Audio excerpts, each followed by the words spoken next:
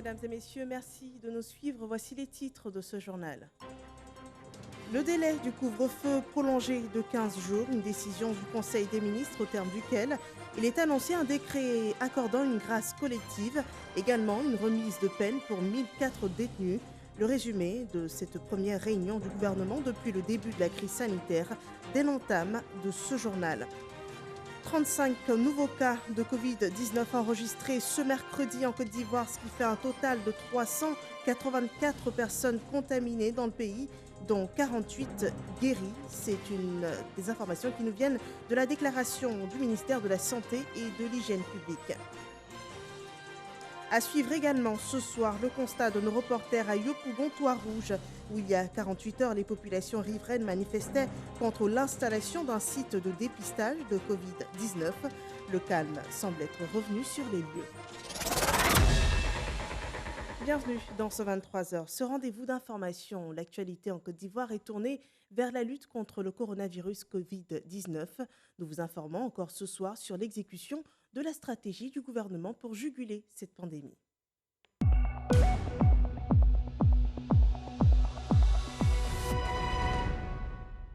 Un conseil gouvernemental s'est tenu ce mercredi avec en fond la crise sanitaire liée au Covid-19.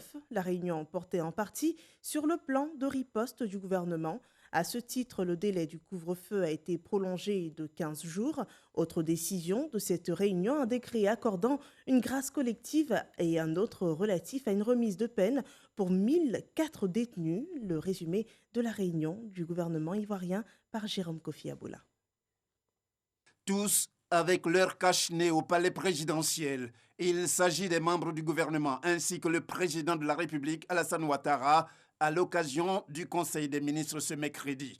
C'est justement pour montrer une fois de plus aux Ivoiriens l'exemple à suivre quant aux mesures barrières à respecter dans le cadre de la lutte contre la maladie à coronavirus. Si tant est que cette maladie est dangereuse, il est tout à fait évident que le chef de l'État y mettent l'accent en plantant le décor de cette rencontre. Je voudrais commencer par vous féliciter le gouvernement en entier pour le travail qui est fait. C'est une maladie qui est mortelle, qui est contagieuse et qui demande que des mesures fortes soient prises. Et c'est pour cela que ce conseil extraordinaire concerne seulement une quinzaine de personnes.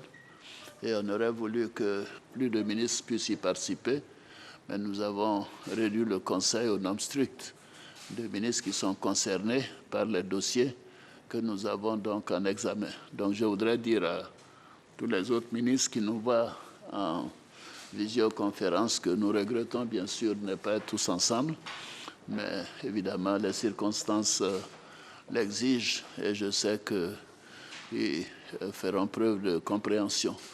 Au fur et à mesure des dossiers que nous aurons examinés dans les semaines qui viennent, les ministres concernés seront donc invités à être auprès de nous. En reprenant donc ses droits après quelques jours de suspension en raison de cette pandémie, le Conseil des ministres reste fidèle à ses principes. Les mesures prises, comme habituellement, sont nombreuses, à commencer par l'ordonnance sur la révision du code électoral. Compte tenu de la situation exceptionnelle liée à la pandémie du Covid-19 et des mesures contraignantes nécessitées par l'impératif de riposte nationale qui rendent difficile la tenue des réunions parlementaires, le Conseil a adopté l'ordonnance portant révision du code électoral. Ce nouveau dispositif met en cohérence le code électoral avec la nouvelle constitution, notamment dans ses dispositions précisant les dates du premier et du second tour de l'élection présidentielle, ainsi que celles relatives à l'élection des sénateurs. Il apporte en outre, sur la base des délibérations de la concertation entre le gouvernement, l'ensemble des partis et groupements politiques et la société civile, des innovations majeures qui se résument pour l'essentiel au point ci-après.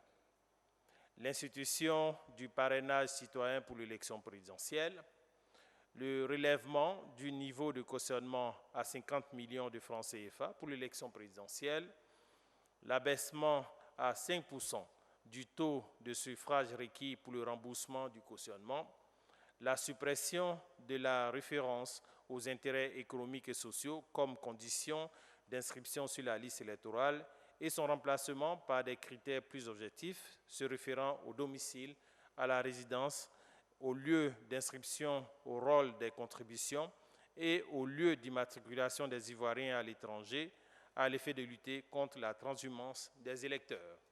À noter aussi la mesure portant prorogation du couvre-feu avec une nouvelle période de 15 jours à compter de ce mercredi 8 avril 2020. Compte tenu de l'impérieuse nécessité de renforcer et de consolider les mesures de riposte contre la pandémie liée au coronavirus, au regard du nombre croissant de personnes contaminées, ce décret proroge le couvre-feu instauré sur l'ensemble du territoire national le 24 mars 2020 pour une nouvelle période de 15 jours allant du 8 au 24 avril 2020 de 21h00 à 5h00 du matin. Les décrets au cours de cette réunion, on en cite deux. L'un relatif à une grâce collective et l'autre sur une remise de peine, surtout pour les détenus qui n'attendent plus que 2 mois pour leur mise en liberté. Le président de la République, faisant usage de son pouvoir de grâce, a accordé une remise gracieuse des peines privatives de liberté aux détenus condamnés. Cet acte d'humanité du président de la République, pris en vue de faire obstacle à la propagation de la pandémie du Covid-19, bénéficie à 1 millier de détenus pour ce qui concerne la grâce présidentielle et à 1004 détenus condamnés dont le reliquat de la peine est inférieur ou égal à 2 mois, s'agissant de la remise de peine, exclusion faite des personnes en situation de récidive, ainsi que celles détenues en exécution d'une condamnation pour les faits qualifiés, infraction militaire, crime, vol ou tentative de vol commis avec des circonstances aggravantes. 15 avril 2020, c'est la date du prochain Conseil des ministres qui, comme toujours, sera présidé par le président de la République, Alassane Ouattara, au palais présidentiel. Voilà un conseil des ministres à minima pour respecter les mesures restrictives dans le cadre de cette lutte que mène la Côte d'Ivoire contre le Covid-19. Passons à présent au point quotidien de la situation sanitaire dans le pays. Ce mercredi, en Côte d'Ivoire, 35 nouveaux cas de Covid-19 ont été enregistrés, ce qui fait un total de 384 personnes contaminées dans le pays, dont 48 sont guéries. La déclaration du ministère de la Santé et de l'Hygiène publique. Le ministère de la Santé et de l'Hygiène publique a enregistré ce mercredi 8 avril 2020 35 nouveaux cas d'infection à Covid-19 sur 125 échantillons prélevés, portant à 384 le nombre total de cas confirmés et 7 nouveaux cas guéris, ce qui fait au total 48 personnes guéries. La Côte d'Ivoire compte donc à ce jour 384 cas confirmés, 48 guéris et 3 décès, avec toujours la ville d'Abidjan comme épicentre de la pandémie. Hier, mardi 7 avril 2020, le système numérique de suivi des cas contacts et des cas confirmés a permis aux services de santé et de la police de localiser une autre personne entrée en Côte d'Ivoire le 21 mars 2020, déclarée positive au Covid-19 et qui s'était engagée à observer le confinement total à domicile. Cette dernière, n'ayant pas respecté son engagement, a été retrouvée et est actuellement confinée sous surveillance policière dans une de nos structures de prise en charge. Aussi, le ministère de la Santé et de l'Hygiène publique rappelle à la population qu'elle procédera avec l'appui des forces de police au confinement systématique dans nos structures dédiées de toutes les personnes testées positives qui ne se conformeraient pas aux règles de prise en charge établies. Dans le cadre de la lutte contre Covid-19, le ministère de la Santé et de l'Hygiène publique est à pied d'œuvre et mène des actions pour la détection et la prise en charge rapide des cas. Cependant, l'implication de tous est indispensable pour endiguer la pandémie. Nous insistons donc sur le respect des mesures barrières et la réduction de vos déplacements le plus possible pour freiner la propagation du virus. Par ailleurs, devant l'apparition de signes tels que la fièvre, la toux et des difficultés respiratoires, veuillez contacter en urgence les numéros gratuits suivants, le 101, le 119, le 125 et le 143. Le ministère de la Santé et de l'Hygiène publique en appelle au civisme et à la responsabilité de tous pour lutter efficacement contre cette pandémie et rend hommage à tous ceux et à toutes celles engagés dans le plan de riposte contre le Covid-19 avec une attention particulière pour le personnel de santé. En plus des mesures barrières, le gouvernement a établi un plan de riposte comprenant des mesures de soutien à l'endroit des opérateurs économiques et des populations. Et ce mercredi, le ministre Bruno Koné s'est exprimé sur le paiement des loyers pour les 3 mois à venir. Comme de coutume, à ce point de presse du gouvernement, les questions sanitaires et sécuritaires ont été abordées. Le compte-rendu de Michel Digré. C'est une crise sanitaire qui devrait amener les uns et les autres à faire preuve de solidarité, notamment entre les propriétaires et les locataires. C'est la conviction du ministre de la Construction et du Logement.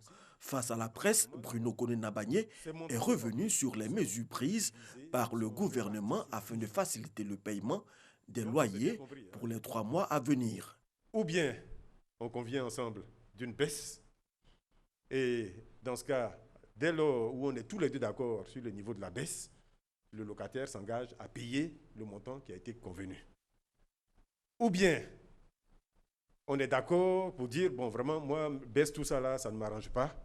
On se met d'accord pour reporter à plus tard les 3 mois de loyer, donc avril, mai, juin.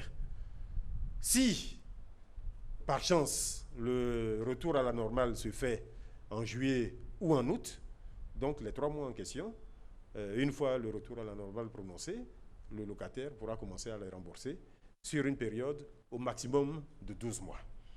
Donc voilà les 2 alternatives que nous offrons.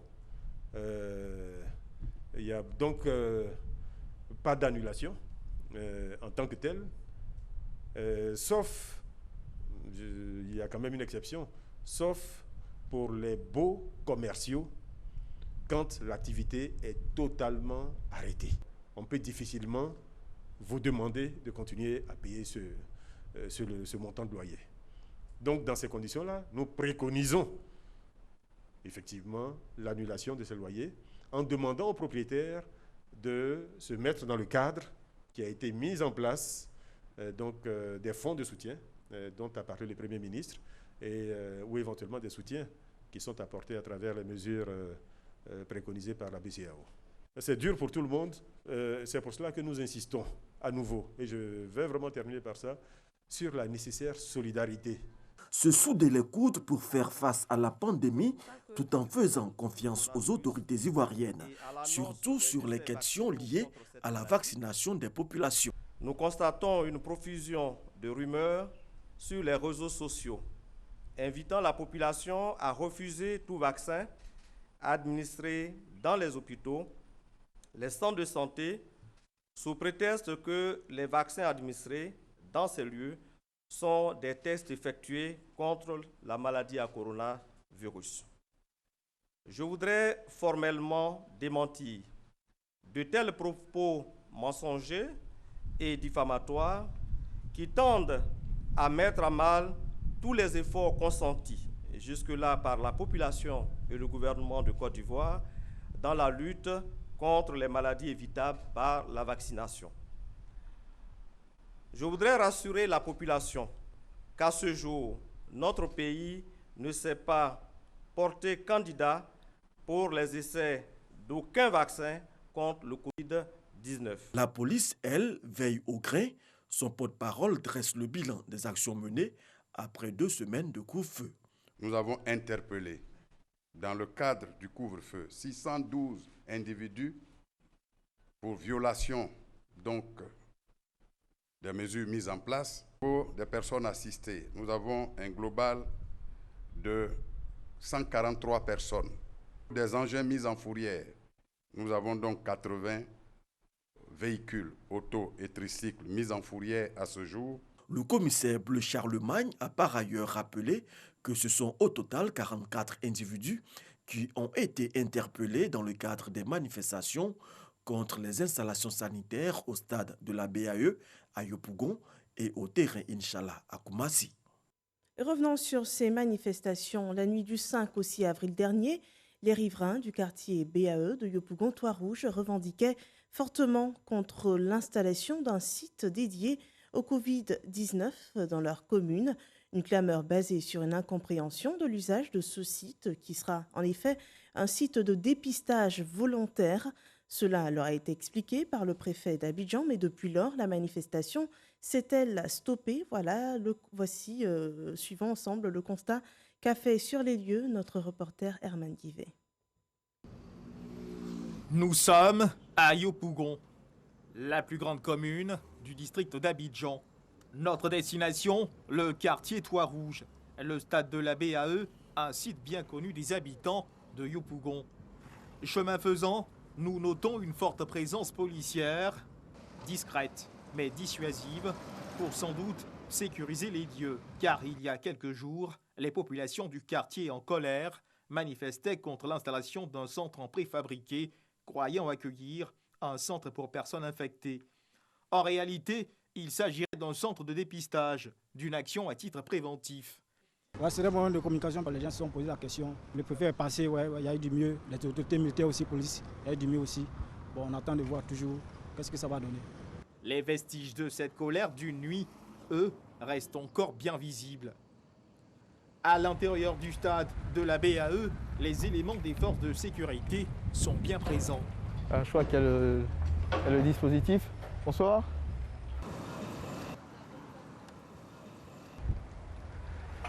On est juste venu faire le constat, voilà, pour se rendre compte que le calme est revenu depuis les événements qui ont eu lieu il y a quelques jours. D'accord. Merci. Tout est calme, un véritable silence de recueillement. Le chapiteau, handicapé de quelques barres de tension et autres planches, indispensables à sa stabilité, retrouve progressivement ses esprits. À même le sol, les moquettes de revêtement attendent même d'être installées. L'équipe en charge de son achèvement que nous avons trouvé sur les lieux le confirme hors caméra. Le malentendu pour les populations semble désormais loin derrière. Ça va, nos enfants ont compris. Ça va, tout est calme, il y a du calme. Vous voyez, il va que mes occupations, il n'y a pas de problème. Tout est calme maintenant. Depuis lundi dans l'après-midi, le calme est revenu parce que le préfet est venu, il a expliqué aux jeunes de quoi il s'agissait. Donc il a dit que c'était un centre de dépistage. Donc les jeunes ont compris. Donc depuis mardi, tout est rentré à l'ordre. Je pense que le calme est revenu dans le quartier. Les versions se rejoignent. Le malentendu semble désormais dissipé. Tout est calme au stade de la BAE de Yopougon. Voilà, le calme est revenu à Yopougon. Une autre manifestation contre des dispositions sanitaires. Cette fois dans l'ouest du pays, les populations de Bangolo ont pris à partie un camion de la nouvelle pharmacie de la santé publique de Côte d'Ivoire. Ce camion, arrivé tard dans la soirée, hier, devait livrer dans cette ville des médicaments destinés aux établissements sanitaires publics et parapublics. Eve Boué, notre correspondante RTI, nous explique la situation.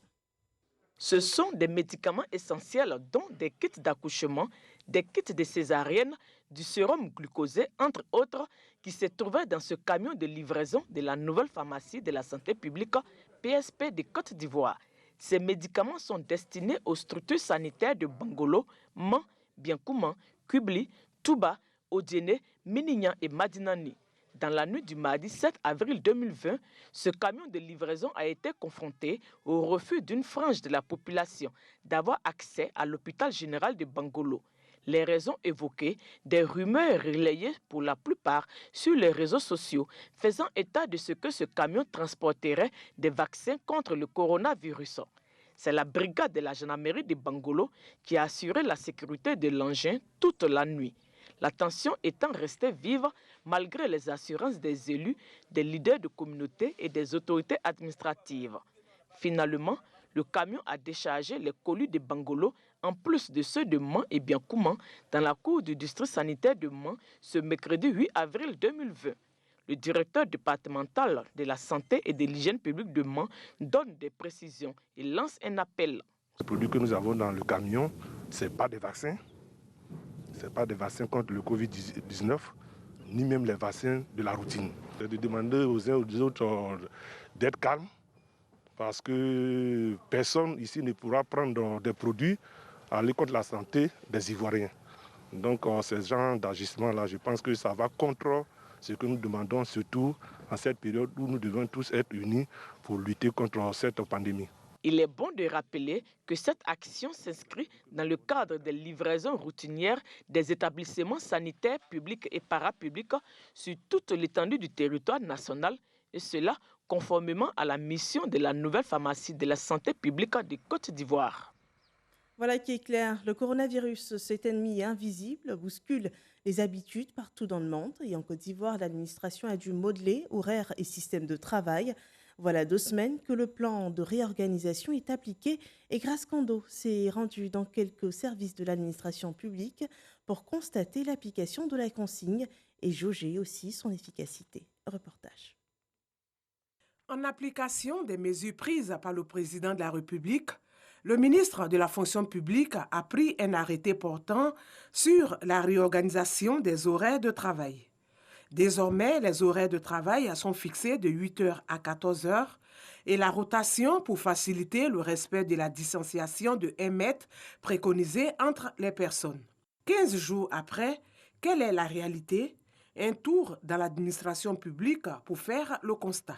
Nous sommes 2 dans le secrétariat et ma collègue n'est pas arrivée ce matin parce que nous observons la double vacation. Quand je suis de service, je travaille et je fais le point à ma collègue par écrit. Je l'appelle souvent aussi pour lui dire où je me suis arrêtée par rapport au travail. Elle aussi, lorsqu'elle finit aussi, elle me fait aussi le point. Nous nous occupons de l'organisation des examens du permis de conduire. Donc nous avons arrêté les examens du permis de conduire. Nous avons également arrêté les cours dans les auto-écoles. Donc les auto-écoles, en ce qui concerne les enseignements, sont fermés et les examens dans les centres d'examen du permis de conduire sur l'ensemble du territoire sont également arrêtés. Au ministère de l'Environnement, par exemple, on opte pour la visioconférence. Les réunions importantes du ministère se tiennent en ce moment par téléconférence ou par vidéoconférence. Les organisateurs indiquent un lien Internet et à partir de ce lien-là, tous les participants se connectent et on échange à partir de nos bureaux.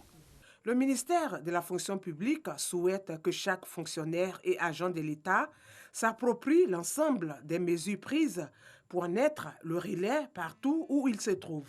Le gouvernement a donné des prescriptions qui sont mises en musique par les différents départements ministériels, notamment le ministère de la fonction publique, et qui demandent à ce que chaque agent joue sa partition. Chaque ministère réorganise de façon méthodique et stratégique son fonctionnement à l'effet de répondre aux préoccupations des Ivoiriens dans leur ensemble. Et chaque fonctionnaire et agent de l'État doit être le relais partout où il se trouve pour faire face à cette crise et jusqu'à ce que la crise prenne fin. Pour rappel, l'arrêté portant réorganisation de l'administration publique a été pris le 23 mars dernier. Et dans cette période de crise sanitaire, l'activité des artistes de Côte d'Ivoire est mise en berne. Ils ne sont pas oubliés, ils ont reçu des dons en vivres et non vivres, et également un soutien financier. Le point avec Franck Quadio. Des affiches du spectacle et un palais de la culture sans activité. L'écosystème du spectacle est en berne, comme tous les autres secteurs d'activité dans le monde. Impact du coronavirus oblige, difficile pour les créateurs d'art. Vous savez qu'un artiste qui ne joue pas pendant 1 mois, Déjà, vous voyez, avec le coronavirus où tout est fermé, toutes les portes sont fermées, c'était un calvaire. Aujourd'hui, nous prions comme tout le monde pour que la pandémie puisse passer. Mais on continue d'emmener des vidéos, on continue de faire en sorte que les gens puissent vivre bien cet autoconfinement qui est déjà en place en Côte d'Ivoire. Mais la vague d'action de l'État en faveur des différents maillons de la société n'a pas épargné l'univers des artistes. Un plan d'urgence est donc annoncé par le ministre de la Culture et de la Francophonie par intérim, Raymond Goudou-Kofi. La première répartition des droits du dit plan se tiendra dès ce vendredi 10 avril 2020 et portera sur les droits dits généraux avec un montant de 500 millions de francs CFA. Ces droits généraux proviennent des redevances recouvrées au titre de l'année 2019 par le Burida auprès des établissements qui diffusent en leur sein. Toutes les catégories de titulaires de droits, membres du Burida, à savoir les titulaires de droits d'auteur et les titulaires de droits voisins, sont touchés par cette répartition. Aux différentes fêtières donc de s'organiser avec le Bureau ivoirien du droit d'auteur pour une meilleure répartition. Deuxième axe, 70 millions de francs CFA en termes de vivres, mais aussi en termes de produits et de kits de sécurité sanitaire, des gels hydroalcooliques, des seaux, des thermomètres à infrarouge, entre autres, une expression du soutien de l'État saluée par les artistes. À un moment donné, on s'est demandé est-ce qu'on était pris en compte dans toutes les décisions sociales qui ont été prises par le gouvernement. Et puis bon, ben voilà, nous sommes heureusement surpris par ce geste. Nous sommes des éveilleurs de conscience, nous sommes des porte-flambeaux, nous sommes des porte-paroles. Nous allons visiter les hameaux, les villages et tout, pour dire aux gens que le coronavirus est réel. L'État qui joue alors sa partition et le secteur des arts, toutes tendances confondues, déterminé à porter haut le message de la sensibilisation contre les affres du coronavirus.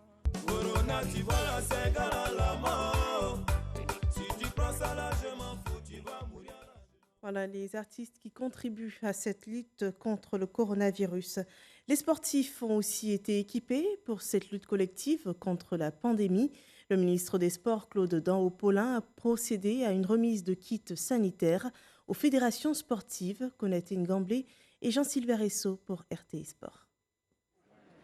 Mobiliser la famille du sport en vue de lutter efficacement contre la propagation du Covid-19, le ministre Paulin Claude Danhaut en a fait son cheval de bataille.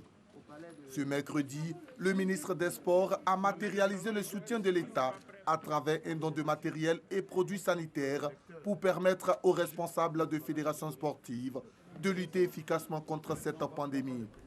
Des dons composés de dispositifs de lavage de mains, de cartons de savon, de gel désinfectant et des masques de protection. Un plan de riposte sanitaire bien apprécié par les responsables de fédérations sportives qui entendent jouer leur rôle. Les mesures qui ont été édictées, il faut les respecter. Je pense qu'on nous donne l'occasion ici d'avoir le matériel qu'il faut pour respecter ces mesures-là. Dans le combat contre la propagation du Covid-19 en Côte d'Ivoire, Claude Paulin Danhaut veut faire des responsables de fédérations un vecteur de lutte contre la pandémie. Pour le ministre des Sports, cette crise sanitaire doit être également l'occasion pour les acteurs du sport de former une chaîne de solidarité plus forte que le Covid-19. Aujourd'hui, plus que jamais, le sport doit être vecteur de cohésion pour sauvegarder la vie, pour sauvegarder la paix dans notre pays, pour sauvegarder tout simplement notre bien-être. Mais bien avant, soyons simplement vigilants. Soyons prudents et respectons les mesures barrières pour rester en vie, pour que demain, justement, nous puissions pratiquer le sport, source de vie.